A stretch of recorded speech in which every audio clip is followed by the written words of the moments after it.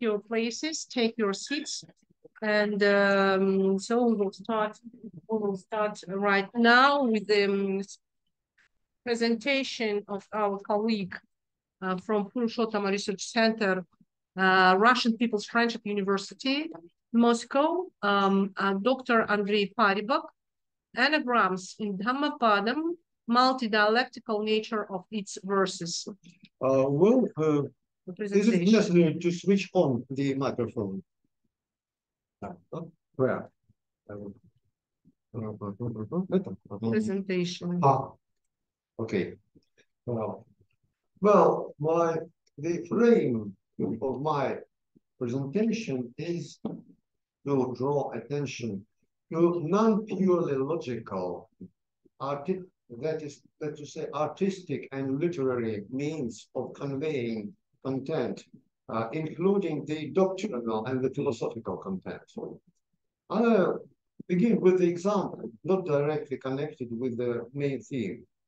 The famous simile in Sankhya of milk and souring milk. The milk is compared to Prakriti, but perhaps I read not all texts, but it seems to me that in the literature, nowhere is elucidated what in detail what does it serve, this simile of Prakriti and milk. But I can elucidate it myself. You see, Prakriti is one name, and the total balance of the three gunas is another name for one and the same reality. We begin with milk. Milk has no structure if we have no microphone, certainly. And so it is quite comparable to the balance of sattva, rajas, and tamas. Then we leave it at peace, and in some 2 days, we see it is sour milk. What has happened? The sour milk comes up, and it is white, and it can be compared with sattva. Whey rests down, and it is compared with tamas. And what is the force which divided whey and the sour milk? It is rajas. And I think that the Indian addressees of this symbol understood everything, but not so with the European addressees. And they perhaps were a bit perplexed. What is the purport of this symbol? That's because, and it is one of the crucial points of the Sankhya doctrine, and it is expressed quite aptly without logical devices, but artistically. But now I proceed to the main theme. Now, Dhammapada is famously known as perhaps the most popular Buddhist text in the West. It has been translated perhaps in English several dozen times and published. But all these editions, I can't say I perused all, but I looked through all of them. All of them lack in detailed commentary about the poetical side of this anthology. We can say that Dhammapada is an anthology of subhashitas attributed to Buddha. Well, generally speaking, there are many verses in the Pali Buddhist canon, and in them there are represented all the three main forms of Old Indian poetry. I mean the epic poetry, the hierarchic Brahmin poetry, which the origin of which is Rigveda, and the folklore poetry. As to the first, the epic poetry, I can remind you about Vangisa, who was an epic poet before his career as a Buddhist monk. And the canon presents a lot of his improvisation in a purely epic style. As to the folklore, we can, for example, there is a a Gandharva in one of the suttas of the Tigha Nikaya sings a love song accompanying himself in a veena. It's purely folklore. And as to the for me of the special interest, the hieratic, the Brahmanic poetry, I can also perhaps to make clear what I mean. I can quote the first pada of the hymn, the self-praise of the Buddhist Vak. Aham Rudrevi Vasubhishcharami Aham Avyayate Utavash Vasudevai. It's the self-praise of Vach, but the word Vach is never mentioned here. It is to be understood who praises himself or herself. Yes.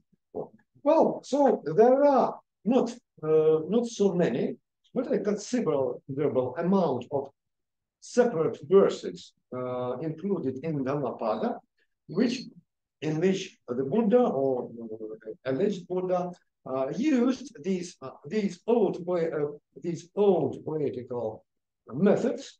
But what is very interesting, we have, and perhaps a bit astonishing, we have a traditional commentary written in Pali after 1,000 years. The commentators have not the slightest understanding of what is said poetically here. So the self-understanding of the tradition has deteriorated, rather drastically deteriorated after a millennium. And it is in accordance with the prediction of the Buddha himself, certainly. But so they comment everything except the hidden meaning. And now we shall discuss especially the hidden meanings of some of the verses. Please, the first slide. Она почему-то пустое. Ну, вот так. Sorry. Sorry. Just a moment, please. There is a technical interruption.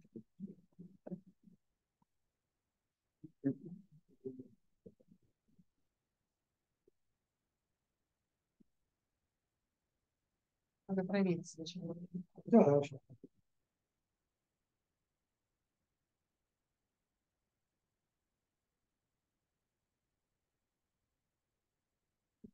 Yes, it's here, yes.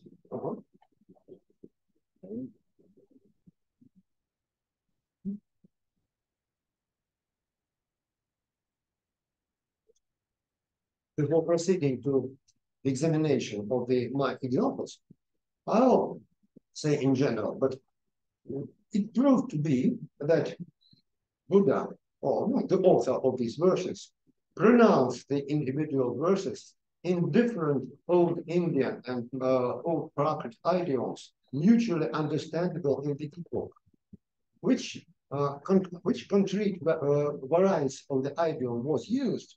We can guess or we can prove it by restoring a specific grammatical and phonological variancy of such and such verse, in which, and that idiom was the original, in which the hidden meaning is can't be seen. Sometimes it is Pali, sometimes it is Sanskrit, and sometimes I think it is neither Pali nor Sanskrit, because there existed, for example, purely extant the Gandhari Dhammapada, and there were other Dhammapadas, but my proficiency in Gandhari is rather poor. But I understand Sanskrit and Pali pretty well. So I'll use only these variances, but certainly I have missed something, which was said in other idioms, in other dialects.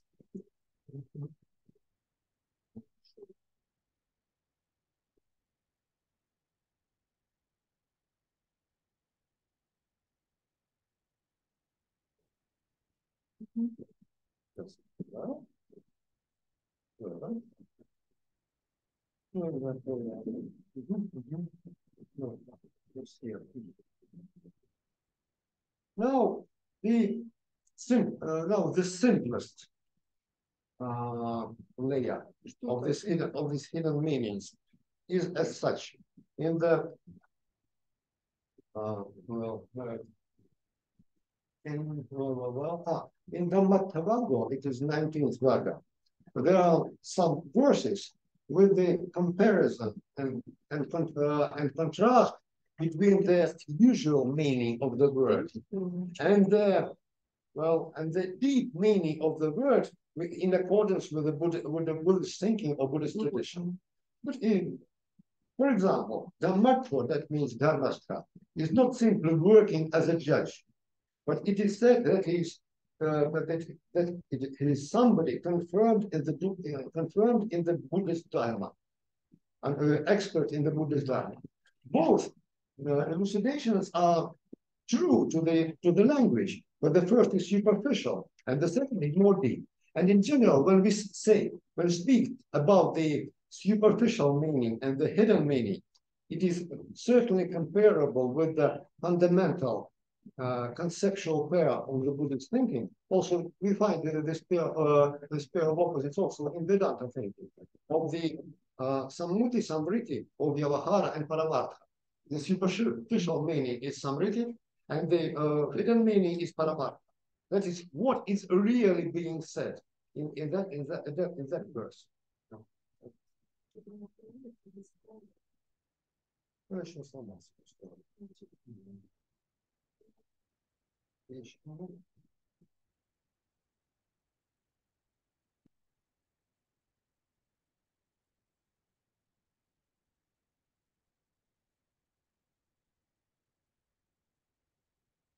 Well, then I said about Dhammapadam. Then the second, Pandita is not a one who learned many texts or who knows many. He's not a scholar, but he also behaves wisely and morally with others. And it is the content of the verse. So we know that for millennia, this word Pandita had these two aspects of the meaning. But here we have them in contrast. Then Hera, that's Thavira. It's not at all one trivially having gray hair because of the old age. Because such a person has a true name, Mogajinna, and know that who had grown old in vain, Moga. But who is Hera? It's an elder, not by his physical age, but because he is older in the knowledge of Dharma. And Bhikkhu, the last example, is not considered as somebody who depends on alms, but certainly it is the first meaning of this word, because bhikshu is from Braj. It is yes, from Lebashi, who is dependent on somebody's own bhaga. Then, but according to Suda etymology, also the bhikkhu is a person.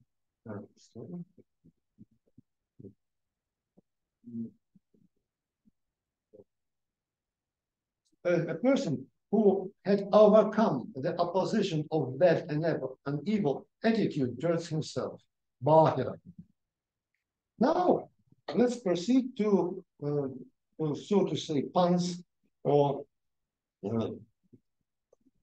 nothing, no? Он на моем компьютере открывает пустые файлы.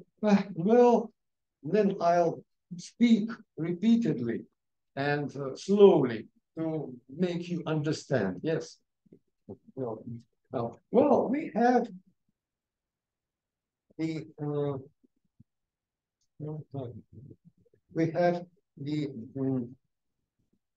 Dhammapada verse 13, first in Pali. Yatha agaram duchannam gukkhi samate vijjati evam abhavitam chittam rago samate vijjati. And English translation. Just as rain breaks through a nail-thatched house, so passion penetrates an undeveloped mind. Well, it sounds quite plausible. But we can ask, why passion and not hatred, dvesha, or not folly, moha? Because all three are the fundamental poisons, according to the Buddhist teaching. But you see, here, Pali suffices because we, let's hear, yatha agaram duchannam, and then rago samati vijjati. So agaram rago, agaram rago.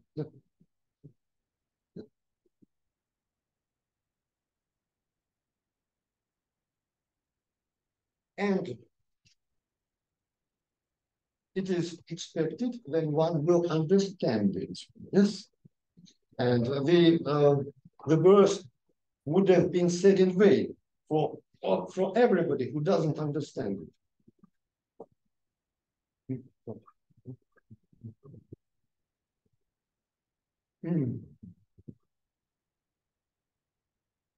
Then, Dhammapada 151, first in Pali, then translation. Jiranti vera janatha suchitta athosha sarirampi jaramupeti. Jiranti vera janatha suchitta athosha sarirampi jaramupeti. In English, even gorgeous royal chariots wear out, and indeed this body too wears out. Well, but if we say the same in Sanskrit, it will be, and it was pronounced in Sanskrit or semi-Sanskrit, it will be more interesting. Jiranti vairajaratha suchitra atho sharirampi jaramupeti. We have here anuprasa j, r, ch, yes, t, and this anuprasa leads us to the hidden meaning. I'll pronounce it first in Sanskrit. Yatha raja shariranam evameva jara, no, yatha raja rajanam evameva jara shariranam. Certainly, yes, you agree. Yes. Yes. The king is, the old age is king for us having physical body. Now, now with hidden meaning also. First in, and this was pronounced in Pali or in something like Pali. And here we have this pair of verses. Anikasavo kasavam yuvatam paridesati apetu dhamma sachina nasu kasava varakati. Yo chavanta kasavassa silei susamayito. Upetu dhamma sachina sabe kasava varakati. Not in English translation. Whoever being depraved, devoid of self-control and truthfulness, should don the monk's yellow robe, he surely is not worthy of virtue. And the opposite.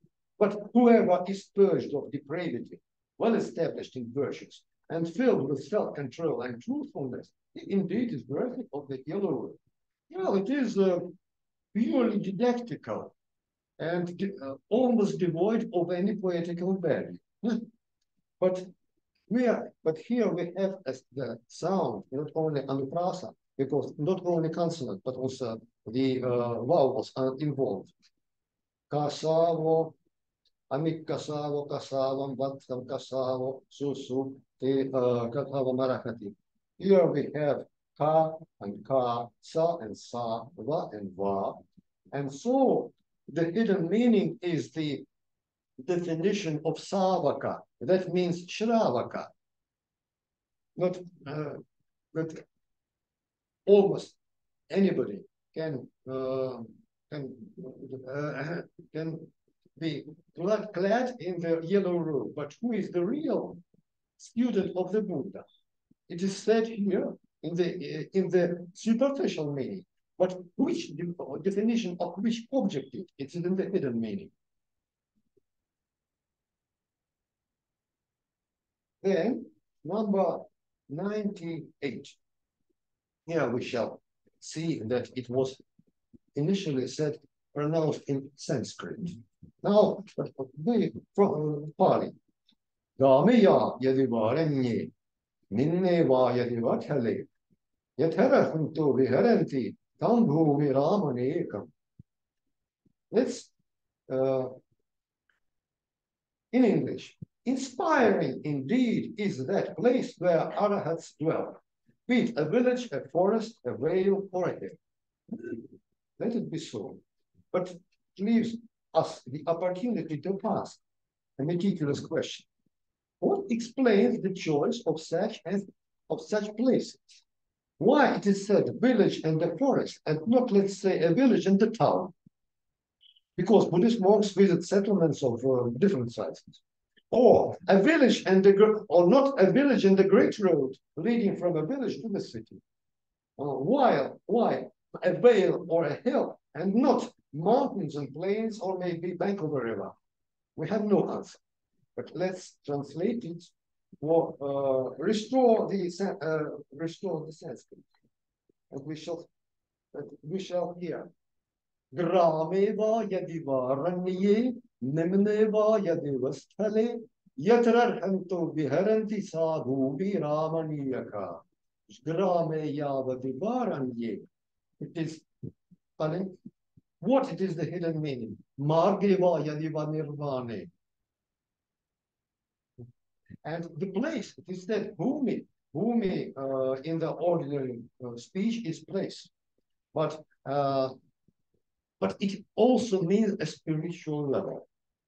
So it is said that the Buddhist disciple, Shravaka, at any spiritual level dwells psychic, mentally well. And why Nimne Yadivasthale? Because there are 4 pairs of Aryan persons. And first is the dynamic one. It is Nimne. And the second is Sthale, the static one. First is one is in the process of acquiring such level. And second, he abides in this level. He dwells at this level. We have completely explained the hidden meaning. And now I shall say, which will also make sense as to the previous stanzas, as to those who will be discussed later, that the mental process of understanding the hidden meaning is comparable to the mental process in the yogi's mind, because yogi discloses which is in his mind, but was left unmentioned by him. Now it is already here. For example, nirvana is not to be accomplished. It is to be understood that it is here all the time. So this hidden meaning was in the stanza all the time, but it was unexplained, understood, and unnoticed. When we notice it, it is the first step. The first step is within the poetic word, the poetic language. The second step is within one's own psyche, one's own mentality. And so it is, so to say, a kind of spiritual training, the understanding of these verses. And also I mentioned why the Buddhist tradition became deaf to all this, to this poetic exquisite methods, because after the millennium, they were forgotten, and the poetic contemporary to the Buddhist commentaries was quite other commentary, quite other poetics. We can't find all these methods, for example, in Dungan's and other theorists' books. They were superseded by new poetical methods. Now, then, Ramaniyani aranyani yattaranam ramatijano vitaraga ramissanti nate kama gavishino. Inspiring are the forests in which worldlings find no pleasure. There the passionless will rejoice. There the passionless will rejoice, for they seek no sensual pleasures. In Sanskrit, it is heard better. Ramaniyan Yaralyani Yatra Naramati Janah, because there's no Atmanevata in Pali, but Ramati is Atmanevata. Ramati Janah, Vitaraga Ramishyanti Nati Kama Gaveshana. And here we have first the complete palindrome, Ramaniyan Yaranyani.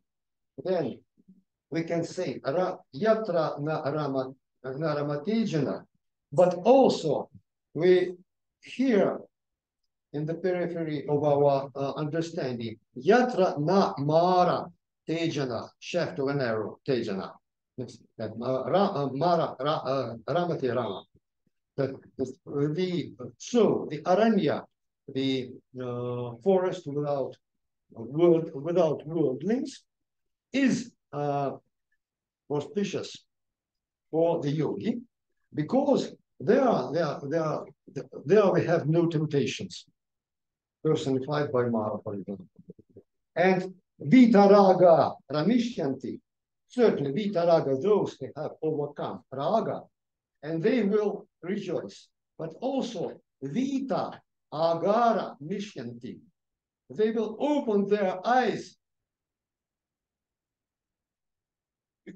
because they are rid of both of the dwelling of the home and of the raga. Now, the perhaps something I'll omit, but I'll show that this approach to the text as multilingual, as multi-idiomic text, will solve a riddle of the first utterance of the Buddha, which is called technically ajna, or ajna. That's if somebody again gains enlightenment or awakening, he usually pronounces a short verse. Many of them are kept by the tradition. For what the southern, the Theravada Buddhist tradition says, that according to it says, the Buddha pronounced first after having become Buddha. These are the stanzas 153 and 154. Aneka jati samsaram sangravis samanirvisam gahakarakan gavisantu dukkhadyati punatpanam gahakaraka ditprosi punat geham lakahasi sabati pasuka badga gahakutam visankatam visankaragatam shittam tanharam kayamajjaka. It is now translation. Through many a birth in samsara have I wandered in vain, seeking in the builder of this house of life. Repeated birth is indeed suffering. O house builder, you are seen. You will not build this house again, for your rafters are broken and your rich earth shattered. My mind has reached the unconditioned. I have attained the destruction of grave. Now, who is this house builder? The traditional commentary says it is in Pali, Tanha Vardhaki, that is Trishna Vardhani. But why? It is never said. It is from the just general Buddhist sense. But it is said quite clearly if we restore the Sanskrit, or perhaps quasi-Sanskrit, because it is one digression from the Panini roots of one of the lines. What it is said, first I'll say it in Pali, Gahakaraka Dittosi Punageham Nakahasi. In Sanskrit, thank you. Gurhakaraka Drshdosi Punargurham Nakashyasi. Gurhakaraka Drshdosi Punargurham Nakashyasi. It is evident and prasa with g, k, r. It is raga. Raga is the hidden meaning of this riddle. And what has Buddha said? Raga accompanied him as he wandered through samsara. But now he sees it. And after seeing raga cannot anymore lead to any new sanskaras. Visanskara chittam, he says. It is to be seen directly. And what is expected from the hearer? That he will hear and see the word raga in this line. And if it is the first step to become Buddha, and that is to see not the word raga, but the raga itself. As soon as you see the raga, the word raga, you have convinced that the Buddha says truth, subjective truth, that he managed to do something. As soon as you see the raga in your spiritual activity as a yogi, you become an arhat. And the samsara is closed. So it is, I think that these examples, there are some other of them, certainly, prove sufficiently that the poetical or literary layer of a text is, in a number of cases, indispensable. We need it to understand the full purport of the meaning of the and further it was developed in many Buddhist and many not only Buddhist traditions but other philosophical Indian traditions by using symbols which are not deciphered. I gave the first, it's very simple symbol of the three Buddhas and milk. But also, I'm ready for we will have some time for anybody to discuss another symbol, the symbol of the cook and the Raja, and 5 skandhas in the Buddhist teaching, which gives in a literary, in a form, not in a logical form, the complete theory of 5 skandhas. It is also not discussed in the text, in the Tattvasaṅgraha, because the author of this text presupposes the aptness of the reader. But this aptness certainly lacks in European investigators, and they do not understand it properly. So this is, so to say, a bridge from philology to philosophy. And as the symbols, the opamya, are indispensable in any Buddhist, in any Indian tradition, we have to develop also the literary artistic mind, and not only the purely scholastic, boring logical mind. And to confirm it, we have a confirmation will be found in Nyaya. We know such pramanas as anumana and upamana. Anumana is the usage of the logical connections between two items. Upamana use the similarity, and we use both upamana and anumana to confer the totality of meaning to our students if we are professionals in such and such Indian tradition. Thank you for your attention.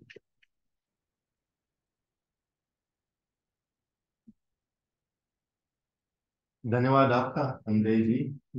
We thank Dr. Paribok for his enlightening and mind-blowing speech.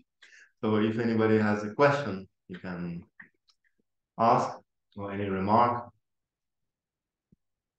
Well, it was so perfect that there are no comments. Maybe there are some people who are online want to ask a question. It's a pity that my PowerPoint didn't work. No, it's not a meaningful message. I mean, it's meaningful for the one who sent it, but not for us. Anyway. So, thank you. Yeah, thank you very much. Then you are welcome. maybe as a remark, I could say that Andrei spoke about riddles, you can say, in Buddhist texts, but just before his speech, we had discussed like a similar situation with the poetry of Goswami Tulsidas, though it's not in Sanskrit, but it's in Awadhi, but has many features of Sanskrit literature and poetry. And whenever I speak about Swamiji's poetry, I say that while Westerners cannot understand the true deeper meaning of the poetry is because they lack two things, which is dhvani, so they cannot hear it properly, and ras, that they cannot feel it properly. They can only translate it in a scientific way. And as an example, there's a doha which starts with Panchavati Bhatta Vitapata Rasiya Lakhan Samet Sohata Tulesidasa Prabhu Sakala Sumangala Dev. So the translation into English or any other language is very, very primitive. It's just the Lord is sitting under the tree in Panchavati and that's it. But here there's a whole picture. Panchavati Bhatta Vitapata kya hai? Ye chidiya bol rahe hai. Chidiya ki baatcheet hai. So birds are talking to each other and they are discussing this couple sitting under the tree. So Westerners, translators cannot approach that. So it can be a parallel with what Andrei was saying. And we would like to invite the second speaker. This is our colleague from St. Petersburg, who works for the Institute of Oriental Manuscripts, Sergei Burmistrov, who is with us. He is going to speak about principles of causality in Mahāyāna.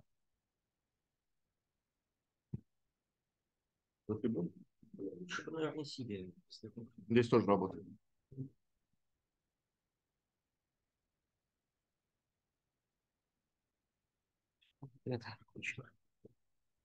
Well, dear colleagues, of course, I will not try to embrace the embraceable, and I will speak firstly about Madhyamaka. I will touch slightly Yogacharya school, but the main theme will be, the main material will be, of course, Madhyamaka, and namely works of Nagarjuna, Madhyamaka Karika, and commentaries by Buddhapalita, Madhyamaka Vritti, and Śāntarakṣita, Prasannapada. Well, what is causality according to Mahāyāna? In Hinayana schools, I mean, first the Vasubandhu, Vidharmakosha, and the Vidharmakosha Bhashya. Of course, Hinayana schools did not refute causality, and more this causality was the main principle of Hinayana Buddhist philosophy, because all karma, all karmic links, all karmic connections are causal, cause and effect. But according to Sangha, one of the founders of Yogacharya school, 4th century, both the Vitarka and Vichara, or discursive thinking and reflection, are the means of constructing the so to say epistemological obstacles to the enlightenment. And in his Vidharma Samuchaya, Competitive Vidharma, he defines these terms as such. What is discursive thinking? Vitarka. It is mental discussion or vanajalpa, representing a search for wisdom and based on volitional effort. It represents a gross level of thinking. Now, what is reflection, Vichara? It is critical mental discussion representing a search for wisdom and based on volitional effort. It represents a subtle level of thinking. Both of them, it is discursive thinking and reflections. Reflection are foundations for peace or restlessness. For the action of good dharmas is the elimination of what is opposite to them. The action of primary and secondary effects, pleasure and for pleasure, is the opposition to that what is opposite to them. So, what is Manachalpa according to Sthiramati, who commented Masanga's Vedanta Samachaya Bhashya? It defines Manachalpa as a constant and never-ending mental conversation, internal speech, through which a person determines and relates what is in front of him, what is before him, and the validity of assumptions regarding objects perceived by them at the moment. So both Buddhapalita, Śāntarakṣita, Anagrams, Sangha, they consider the concept of dharma as the result of discursive thinking, as a result of vitakka, or the process during which the unenlightened mind, unenlightened consciousness, so to say, cuts off some sensory object or vishaya, I mean, exactly sensory object, because there are vastu, the thing itself, respectively to whether somebody perceives it or not. Vishaya is the sensory object, and Alambana is the intellectual object or object of reflection. So the person cuts off some Vishaya from the sensory horizon, which are of the sense organ. And this is the function of vitakka, and the function of vichara is to construct links, construct associations between relationships between the object, this object, and the other objects. But since causality is not directly perceived, so the concept of causality turns out to be a product of vitakka and vichara, because we do not perceive all these causal processes. And for example, we may, of course, refer to, for example, David Hume, Scottish philosopher, who doubted that causality is real, some real process or real phenomenon. Well, and the main principle, the main law of causality is fixed in Buddhism in so-called Pratitya Samutpada, or the law of dependent origination. And Śāntarakṣita, in the first chapter of this Samutpada, analyzes this term, taking into consideration firstly its literal meaning, its grammatical structure, and its peculiar feature for not only Buddhist but Indian philosophers as well, all other Indian philosophers, Brahmanic philosophers. And how can we understand the components of this complex word? The first component, the word pratitya, the root e, pratitya, means movement, according to Śāntarakṣita, and the prefix prati gives it a different meaning, acquisition, prati, literally. The ending of this word is the ending of gerund.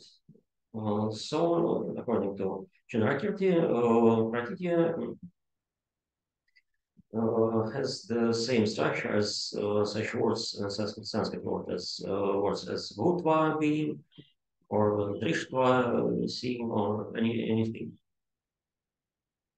However, the use of adjourned is the first component of a compound word is highly unusual in Sanskrit. In addition, in Sanskrit, it's usually used. It's usually indicated some action. The subject that precedes another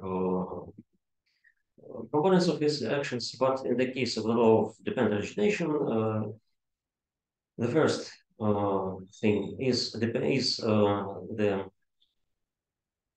thing that depends on something, and then as a result of this, it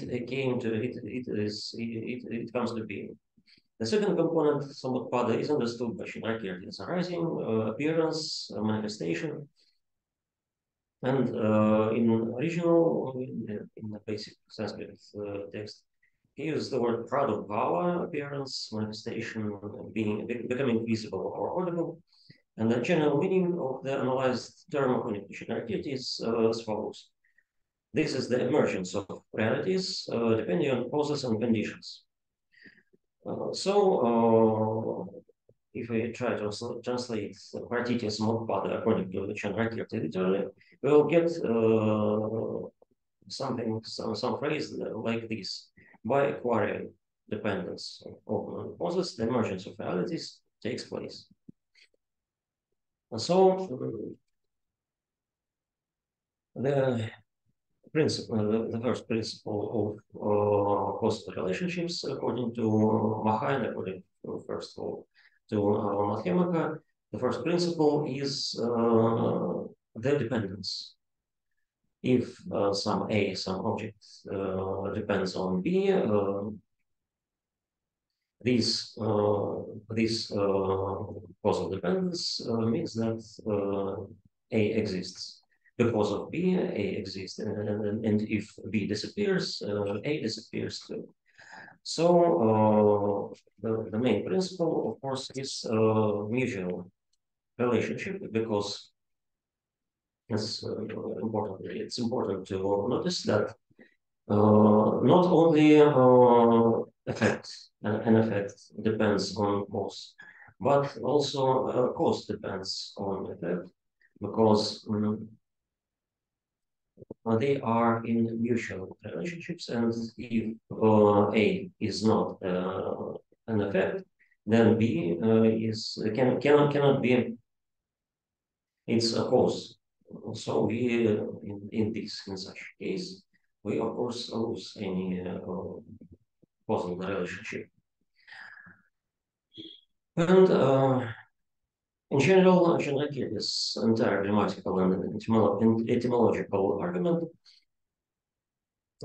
can be summed as following. The first etymology, which he himself considers correct, is this: the prefix party means acquiring, to move. Therefore, Bharatiya means acquiring depending on something.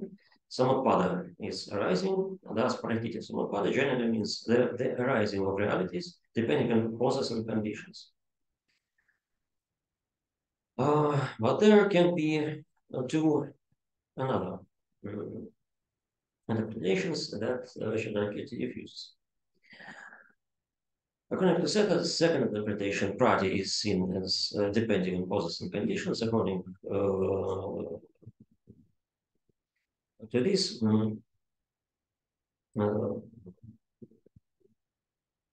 the prati means distributive. It has a distributive meaning. E is a verb meaning to go, to move. And idya is understood as that which is characterized by impermanence.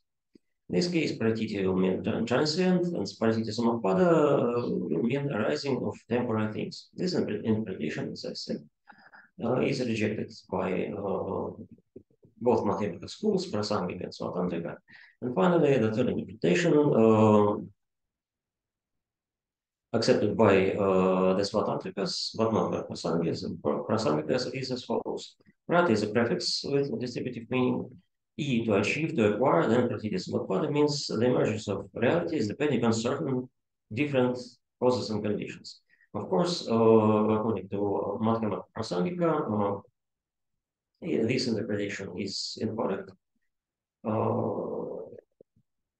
because according to, for example, let's take for the interpretation of this, let's take, for example, the compendium of Vedanta Samuchaya by Asanga. Asanga discusses, among other things, so-called formative factors not related to consciousness, Chita Viparita Sanskara. They belong to 40 group of dharmas, formative factors responsible for the formation and manifestation of karmic results. And these include such factors as continuation, pravritti, logical particularity, pratiniyam, and correspondence, yoga. And the Sangha defines them as follows. What is continuation? It's a designation indicating the continuity of connection of causes and effects. What is a logical particularity? It is a designation that indicating a difference between causes and effects. And what is continuation? It is a designation indicating the similarity of cause and effect. The term continuation pravritti indicates that action of a cause comes right after the cause itself has disappeared. Otherwise, no action will generate karmic consequences, because if a cause is existing, it cannot give place to an effect. So, basing on this idea, both Asanga, Chandrakirti, Nagarjuna, so and other Mahāyāna thinkers, they considered causality in such a way. First, some phenomenon, for example, some A exists, and it can be a cause for some B, for some other phenomenon, for its effect. But while this A exists, it cannot produce effect because it cannot give place to this effect. And according to Madhyamaka, why the causality is empty? The concept of causality is empty. The cause, when a cause, so-called cause, exists, it cannot be the cause because it does not give place to an effect, to its effect. So the cause must disappear, must give place, must disappear to for the effect to be manifested. But when a cause disappeared, this cause disappeared, and effect is manifested in this situation, and the effect cannot be effect because its cause is already does not already exist. So any causality, according to Mahāyāna thinkers, in the absolute on the level of absolute truth, any causality is empty concept. And it can work only as the notion of causality can work only as not as a description of any reality, but only as an instrument to transform the mind, the consciousness of a person. And when a person achieves enlightenment, achieves nirvana and bodhi, then only then he understands that all these concepts, that conceptions, theories, philosophies that led him to this enlightenment, all these conceptions and theories and so on were empty. Because they were only instruments for the enlightenment. And the causality itself is just an instrument. as any other notions, any other concepts, any other ideas. They can no conscious no concept can describe reality, but some concepts may lead to enslavement and bondage in samsara, and other concepts, other ideas can lead to enlightenment, can lead a person out of samsara. And